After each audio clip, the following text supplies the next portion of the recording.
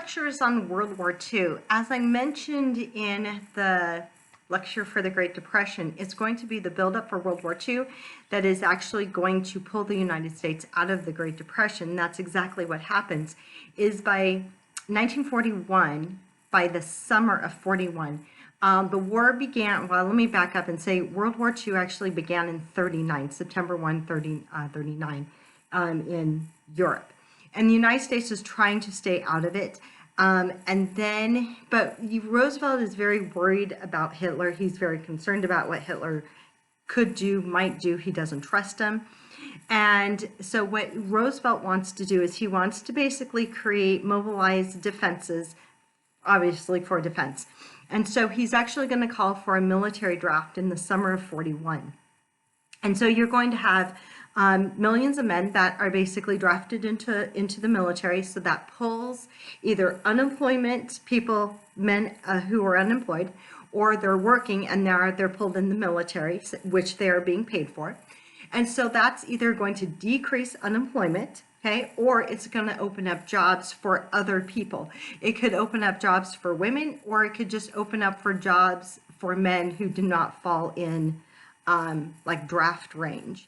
And so that's going to be the beginning of it. And then you have to make all the items to support a larger military. It's basic stuff like clothing and uniforms and blankets, but it's also weapons and armaments and bullets and jeeps and ambulances and stuff like that. So it's basic stuff. And so those things have to be made. And so now your industry that were making domestic items are now going to be given the task of making military items. And so now the industries basically need workers. And so you now have basically a need for an increase of workers in your factories, which is basically going to put more people to work. And that really is going to be the beginning of moving out of the Depression. And as I said, that starts in summer of 41.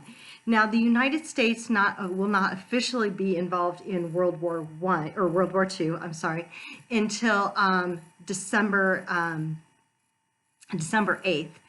Is basically they'll declare war the day after the bombing of Pearl Harbor, which is December 7th, which is a Sunday, and the United States will declare war on Japan on December 8th. And so December 8th, 1941 is when the United States is officially in World War II. So having said all that, okay, now let me focus on women and the war effort. When you talk about mobilizing for war, the government is actually going to take great measures to reshape the image of a woman, basically from homemaker to potential workers/workers, however you want to view it. The War Advertising Council and the Office of War Information is going to create this idea of Rosie the Riveter. And the Rosie the Riveter was a campaign, and it was a campaign to encourage women to go and work in male-dominated jobs. This is definitely going to be a slide on your PowerPoint. And so with Rosie the Riveter, you have the slogan of "We Can Do It," and you have Rosie the Riveter, who is basically she's in, I'm going to call it like coveralls or a kind of a work shirt. She has a bandana, and she definitely doesn't look like the homemaker, but we're basically saying that women can do whatever the men can do. So it's going to encourage women to go into the workforce, especially male-dominated jobs. And it actually works. You will have millions of women that will go into male-dominated jobs. So the campaign of Rosie the Riveter is extremely successful, and it will do exactly what the government needs it to do and will bring and encourage women to work in male-dominated jobs. Now, when you talk about Rosie the Riveter, or it's a picture, right? It's a drawing, it's a picture of a woman. Rosie is supposedly based on, and this is where it gets a little complicated, okay? It's supposedly based on real women. And it's vaguely based on what we know as Rosie Bonavita or Rose Monroe, okay? But then there's also another woman that comes into the mix called Geraldine Doyle. And Geraldine Doyle, they had taken, what they do is they take a lot of pictures of a lot of different women. And from the pictures, that's how they create this picture or this drawing of Rosie the Riveter. Geraldine Doyle actually was a riveter for making airplanes. And so that's where you kind of get it from, okay? So you have that. But then you have another woman by the name of Naomi Parker. Now, Naomi Parker doesn't make much, you don't hear much from her until later on, and I mean like 1990s. Naomi Parker is really going to start to step up in the 1990s, obviously as an older woman, and say that she was actually the model or kind of the woman they based off Rosie the Riveter on.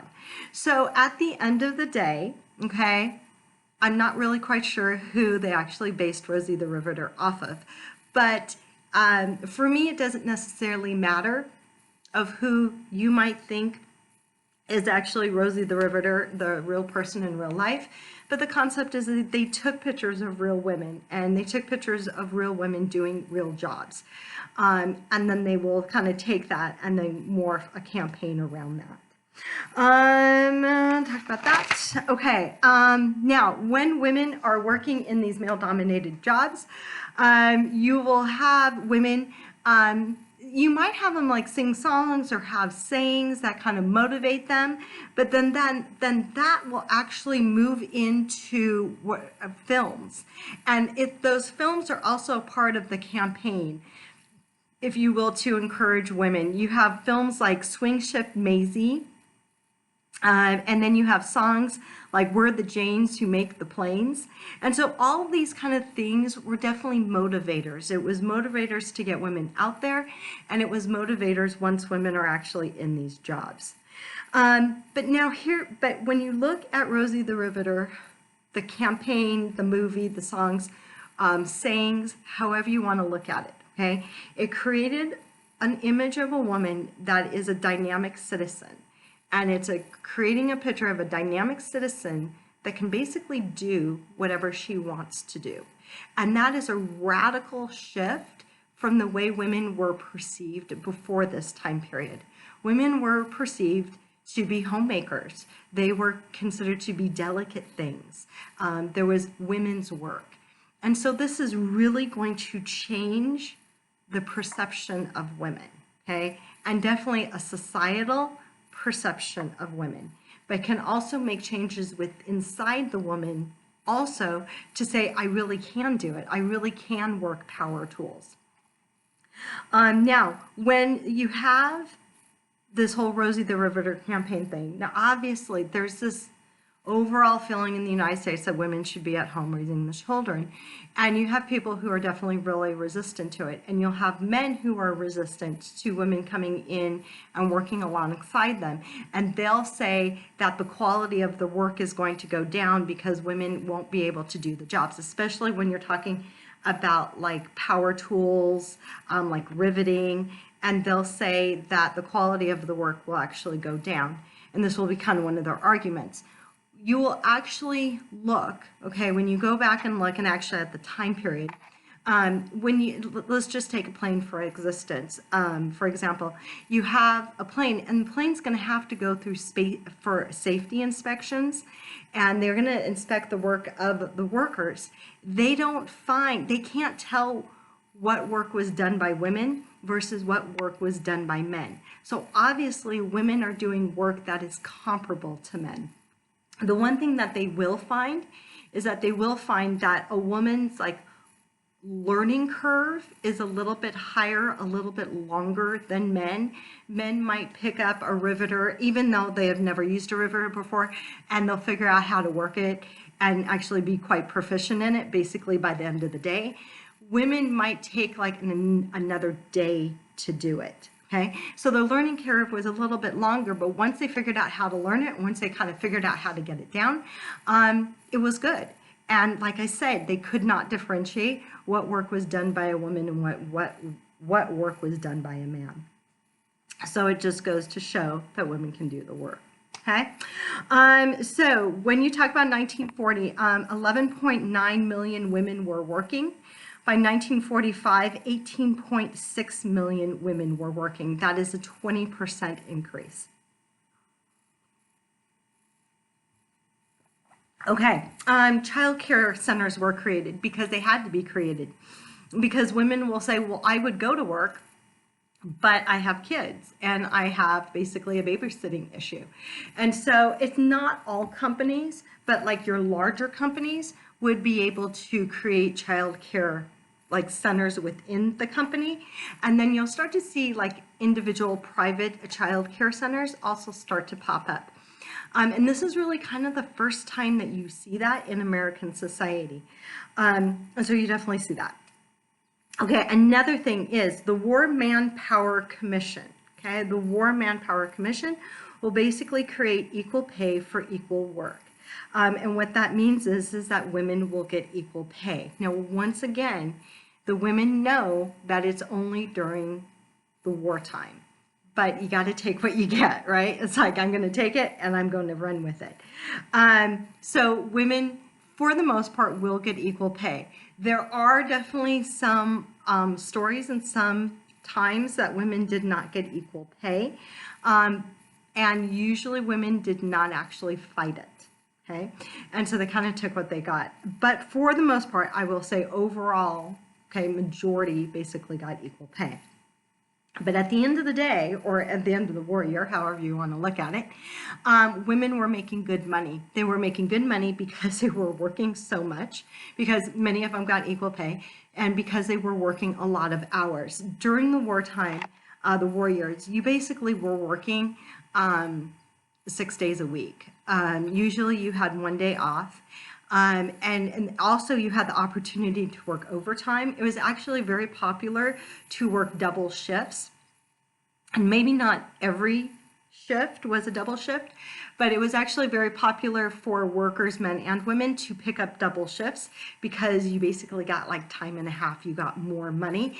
And if you did pick up an extra shift and you worked like in the nighttime, and took like a nighttime shift, you actually got nighttime pay. And so there were definitely ways to make a huge amount of money during this time period. Another thing is that during the war years, there's not a lot of things to buy because everything was going to the war effort. So there was stuff to buy. It's not like you can't go to the store and buy stuff. You can. And it's not that you can't go to the store and buy clothing. You can. It's just that it was limited. And it was, you know, kind of, I don't want to say pick through, but you basically had less to choose from. And so the fact is that people really weren't spending a lot of money. Plus they had no time to do it because they only had like 1 day off. And that you just wanted to wash your clothes, eat, and go to sleep. So the fact is that people weren't spending a lot of money and they were actually making good money. And so that means that their bank accounts are going to be very good. And for some time, for some women, this is the first time they actually had their own bank account, like under their own name. And some of those bank accounts were actually pretty nice. And this is a big issue for some women. And it really kind of gives you this like, this self-confidence. And it's like kind of you view yourself differently because you're like, wow, that's mine. That's my bank account. And it has a really nice, amount of money in it. And so that's a good thing. It's a very positive thing for women. Also, more unions across the board were accepting women into the unions and allowing women to be in their unions. Oh, another one. When you talk about women going into like the Rosie the Riveter positions, there's definitely this huge campaign to do it. But there was also this campaign aimed at women, and it would be female teachers, which at this point in time, majority of your teachers are women, A, because it has changed into a woman's position, but also because the men are basically off at war. But they basically targeted, there's a campaign targeted for teachers for them to have, because they have a big summer off, a summer block off. And so they would actually put flyers up in schools and have teachers basically work in like a Rosie Riveter position, a male-dominated job, a war industries job for the summer. And they knew that they were only going to be there for 8 weeks. But once again, it was a way for women, excuse me, it was a way for women to basically make money during the summer. And some would actually make really good money. Okay, African Americans. African Americans across the board, meaning men and women. Okay, I'm going to focus on women, but this definitely applies to men also. Men that were not drafted into the war. Jobs are going to open up for African Americans, meaning defense industry jobs, wartime jobs, factory jobs. They're going to open up for African Americans. Approximately 600,000 women will enter into the labor force. Between 1941 and 1945, majority of those being factory jobs. So factory jobs are going to open up for them. Now, I say that, and I also want to put, little caveat, unfortunately, there is still going to be prejudice, and there will be some jobs and some companies that will not hire them. So there was a little bit of kind of like sorting through it, but it's the fact that they do get jobs. I can give you an example right off the bat. If you talk about Kaiser Steel, that was in Fontana, but Kaiser also had a shipyard, and he had a shipyard in just north of San Francisco, the Vallejo area, and then also in Washington State. Kaiser opened up the job for anyone, and it did not matter. He had various ethnicities working for the Kaiser company. So that would be an example of a company that would definitely hire African Americans. Okay, when you talk about the numbers, and I said 600,000 will enter the labor force, 41 to 45, meaning like factory jobs. This is going to be a percentage that's going to increase by over 12%. You will also have, we had mentioned it before, but you have this great migration. You're going to see another migration of African Americans from the South moving into the North, but they're also then moving westward. And the reason is because there's going to be a lot of defense industry jobs in California.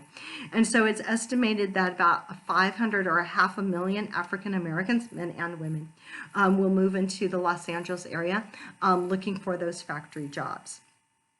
Now, having said that, when you talk about an African American woman, her wages are definitely going to be lower than a woman's wage. They will definitely not have equal pay. Okay, now women in the military. Nursing is going to be a huge role. That when women go into the military, that they will go into nursing positions. It's women who are nurses already, but then there are women who will basically get nursing training and then go into the military because that's the direction that they want to go into. So huge number of women that will actually go into the military and serve as nurses. You will have what's known as WAC, W-A-A-C, Women's Army Auxiliary Corps. This was going to be, it's actually first opened up only to white women, but by the summer of 42, they'll accept African American women. The Women's Army Auxiliary Corps did a lot of like secretarial and office jobs. And like office jobs and kind of like warehouse jobs. And it was a way for them to work in those positions so that could free up men so they could actually go fight. You will have what's known as WAC, okay, W-A-A-C, will change to W-A-C in 1943, and it's just known as the Women's Army Corps. By 43, women are making a little bit more money in the military. It's not going to be equal pay as men. It will definitely be less than men, but by 43, they are making a little bit more money. They'll also hold the same rank as men, and there will also be the possibility of advancements. Okay, you have the WAVES, W-A-V-E-S, and that is the Navy. Women will definitely, some will choose to join the Navy. Now, when you talk about the WAVES, women will actually have equal pay and equal benefits as men. And I will tell you, I'm not really quite sure. To me, that doesn't make any sense because it's coming from the government, but for whatever reason, at that point in time, the services were allowed to basically kind of set the pay and say what they were going to pay. It's not like that today, but back then it was. Okay, when you talk about the waves, many women, once again, were doing clerical, secretarial jobs, working in warehouses, freeing up the men so they could go fight. But a third of the women actually trained as pilots. Now remember when we talked about like the 1920s, kind of like the late 1900s into 1920, that there was this huge movement of women becoming pilots. You still have women who are trained as pilots and some women who are still interested in it. And so you will have women that will be pilots, and that will definitely go into the Navy and be Navy pilots. And then some women are interested. They're like, hey, I want to do that. So they will actually train as pilots. Now, when you talk about training as pilots, and actually functioning as pilots, they will be pilots in the United States moving things around, like logistically moving things around.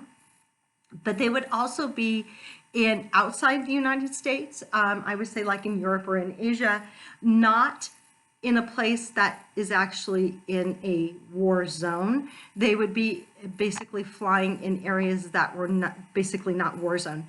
But what they were doing is, once again, they were basically bringing supplies to certain areas. They were also ferrying troops and personnel to certain locations. But once again, it's about the fact that they could basically take those roles and free up the men to actually be fighter pilots. Okay, also they packed parachutes, operated weather stations. For the Navy, it was open to white women until 1944, and then in 1944, it was open to African Americans. Once again, different services of the military are doing different things, but I guess that it was back then at that time they were doing that. Okay, now the U.S. Marine Corps. The U.S. Marine Corps basically said a Marine is a Marine and we're not going to make up a name. So they were called Women Marines. And once again, same thing. They were doing clerical, working in warehouses, basically freeing up the men so they could go fight. You'll also see women acting as mechanics in the Marines, but also you will see them be pilots in the Marines. In actuality, in Cherry Point, North Carolina, that is where men actually went to learn how to be pilots for the Marines. And actually the flight instructors at Cherry Point, North Carolina were women. And I find that so ironic that women were actually teaching men to be pilots so they could go then fight in the war as pilots. I just find that ironic. Okay, in 1942, you'll have the creation of what's known as the Army Air Force. The Army Air Force, and so basically it's within the Army, but that's a division within the Army that basically had an Air Force. Okay, it will create a women's auxiliary ferry squadron. It's called the WAFS, WAFS, Women Air Force Service Pilots. They basically ferried people, supplies around from one another, also testing new aircraft. So by the end, by 42, every division of the military at this point in time has an Air Force and also has women as pilots. When you talk about the armed forces, over 350,000 women will serve in the U.S. Armed Forces, and it definitely helped with changing the image of a woman. And it's definitely more of a modern image of a woman. Having said that, okay, and as I had done lectures in the past, we know that women have fought, and women have fought in the American Revolution. They fought in the Civil War. They picked up guns. They defended. So it's not like women have always skirted around war. They've always been a part of war in that sense. But if you talk about the American Revolution and the Civil War, in a sense, they made their place, right? And they picked it up when they had to do it. But now women are actually volunteering and they're actually seen as part of the military. So that definitely has changed. But it also puts women as this very capable woman, a very modern woman, a very capable woman. Once again, I know the woman's not going out and fighting, but when you put on that uniform, in a sense, you look at a woman in uniform, you look at a man in uniform, it's the same, technically same uniform. And so you kind of see this image of a strong modern woman that is a part of the military. And definitely is going to change the image of women and, in a sense, for some people, the mindset of women. Okay. When you talk about Native Americans overall across the board, meaning men and women, thousands of Native Americans served in World War II. The number I have for World War II is 800 Native American women serving in World War II. And there will also be a lot of integrated units, meaning Black and white units, as the years go by. So women will definitely participate greatly in the military. Okay, now other contributions during the war years. You have Olive Ann Beach, B-E-C-H. Olive Ann Beach, she and her husband owned a small commercial airline company, and they had owned this company prior to World War II. And it was basically she and her husband ran it, okay? Then her husband is actually going to pass away, and Olive Beach is basically going to assume control of the entire company. She saw an opportunity and she ran with it, and she basically got a defense contract with the federal government. And so she was supplying 90% of the planes used to train American bombardiers and navigators, because they're smaller planes and you want to work on like a smaller scale, and plus you're not going to be training on a huge plane when you don't necessarily need to. And so once again, she's going to take her company in a different direction, a useful direction, and make a huge amount of money. You have that company actually still with us today. It's called Beechcraft today. And in a sense, it's a legacy. And for a period of time, Olive Beach basically ran this company. Okay, another woman, Tilly Lewis, is going to refine the canning food process. We have had canned foods since, I would say, 1880s-ish, okay? So it's not a new concept, but the problem with canned food in the 1880s and 1900s is that they didn't understand sterilization and microbes and bacteria and stuff like that, and they didn't necessarily like sterilize their cans. So subsequently, you had a lot of food poisoning, and you had a lot of food poisoning with canned food. This is where Tilly Lewis steps in the 40s, and that's where she's going to refine it. She's actually going to basically sterilize. She's going to figure out a sterilization process that sterilizes the cans, and you put the food in, and when you seal it, it's this basically sterile environment inside the can, which is definitely going to cut down on a huge amount of foodborne illnesses. And Tilly Lewis is going to be doing that, and then eventually that is going to become a multi-billion-dollar company. It's known as the Ogden Corporation. And for a period of time, once again, Tilly Lewis is going to basically be at the forefront of that. So women are definitely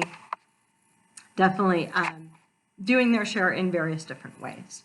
Now, women at home, okay? Women at home could still do a huge amount for the war effort, and a lot of people are going to do a lot of different things, and they might do, several different things. It's just kind of what women kind of got into.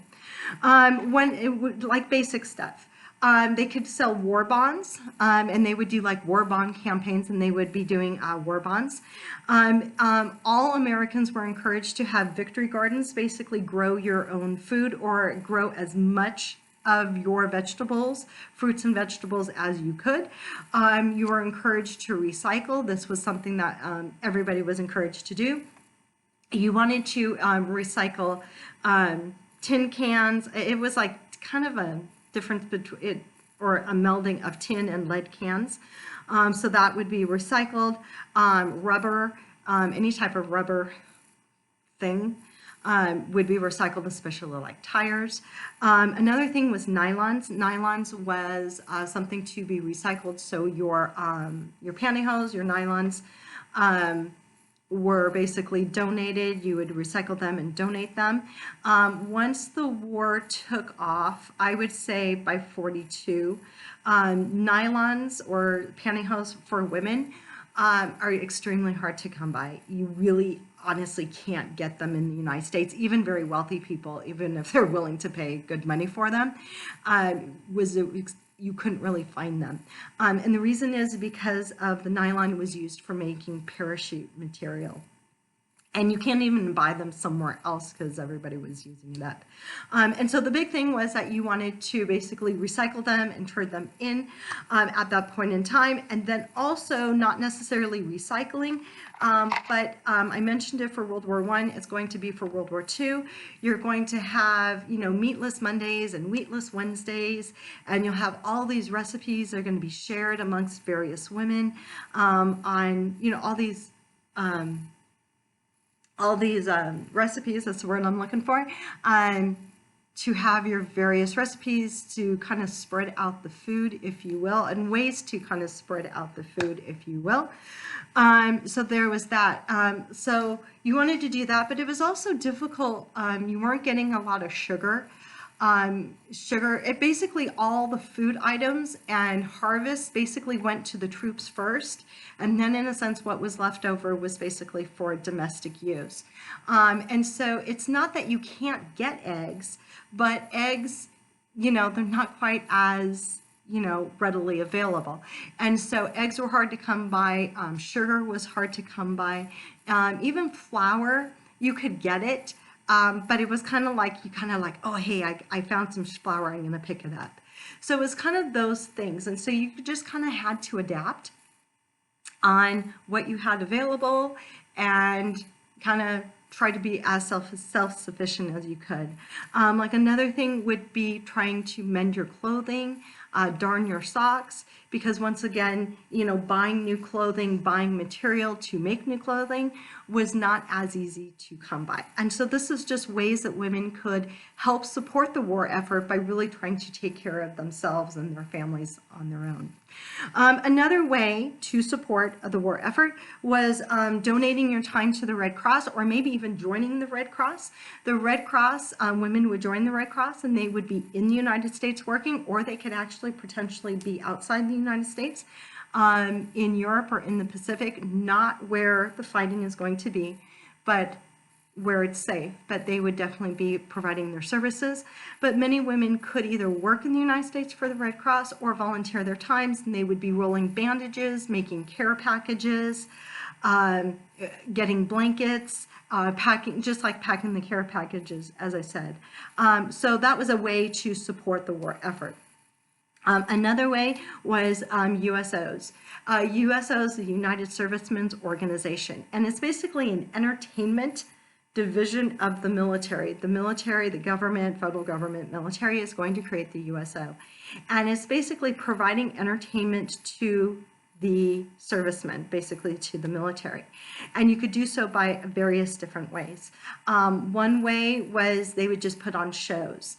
And they would put on shows and you would have actors and singers, and they would put on a show, and it might be a comedy show with some song or dance, or it might just be song and dance. And it was just a way for the servicemen to kind of lose themselves for like an hour, 2 hours type of thing. Another thing, and those would be in the United States, sometimes they would put a USO show on before people or men shipped out, or they would actually have shows outside the United States, meaning in the Pacific, Asia, or in Europe. Another way that the USO had entertainment is they created a radio show, and it was just a certain frequency for, or a certain channel, however you want to say it, for military, and they could turn it on, and it was, once again, a lot of like song, but a lot of times they had like kind of like comedy skits or a little comedy show for like a half hour.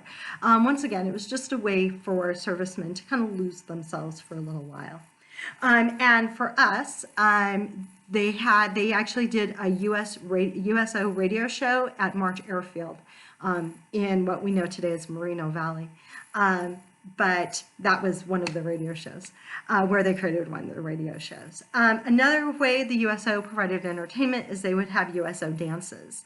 The dances were mainly in the United States. Sometimes they had them in Hawaii because Hawaii was a place that people would refuel and have a little bit of R&R and refuel. And so they have USO dances. And so they would bring in, I would say, kind of like older teenagers, young 20s, but you could also have after the 20s, kind of anywhere up, like maybe 30s-ish. Women would like dress in their Sunday best, and they would basically dance with soldiers at a USO dance. And it was usually you had a USO dance before men shipped off to war. Unless you're in Hawaii, then it was like a USO and you could kind of go there and it was just kind of R&R kind of thing. The USO dances usually had rules. You had to dress in your Sunday best. You were supposed to dance, X amount of feet apart, which obviously is not really going to happen. And you're not really supposed to talk about anything personal. You're supposed to talk about the weather, something like that. But that didn't necessarily happen. And what's kind of fun is you hear stories of guys that, kind of fall over head over heels for the girl that they danced with at a USO tour. And sometimes they exchange pictures, they exchange addresses, and they will write letters back and forth during the war years. In actuality, I have heard stories of men that will actually come home and have actually girlfriends that they met at the USO dances. And some of them, they actually came home and actually married. And so, kind of a cute little love story for that. But those were ways, various ways, just on a very basic everyday level that women could support the war effort. One other thing real quick by the USO, because I always talk about it, it has nothing to do with women. There is an entertainer, he's been actually gone for many years, he's been passed for many years, but you have Bob Hope. Bob Hope was a huge entertainer in the 1940s. He was kind of that big celebrity. He was a comedian, kind of song and dance guy, did a huge amount of movies, very, very famous. And they asked him to do a comedy show for a USO radio show at March. And he said, yeah, sure, I'll do it. And this was in 42. And he's like, oh my God, I loved it. I'm like, I have to do it. So he will continue to do the radio shows. But then he'll put on a huge amount of USO shows. He will travel, in a sense, the world. He'll go to Europe, he'll go to Asia during the war and do a lot of USO tours. He will do USO tours from 1942 until 1991. 1991 is the first Persian Gulf War, and at that point in time, Bob Hope was in his 90s. And so he will do USO tours through that. We still have the USO today, just kind of different. They still do USO tours now with the fighting over in the Middle East. But they'll put on like rock shows. They'll do some comedy shows. And now a lot of times it's very popular for them to have celebrities or rock bands come onto aircraft carriers. And it's a way to do that. They'll do meet and greets. So it's kind of evolved with modernization. But also one other thing, my last thing about the USO, now if you go into almost any airport in the United States, there's usually a USO office. And military personnel, all they have to do is show military ID, and they can go into those offices. You kind of get away from the crowd. You usually can like charge your electronic devices. Sometimes you can get a bite to eat, have quiet if you want to make phone calls. And so that's just another way that the USO has evolved. All right, and so that is my lecture on women in World War II.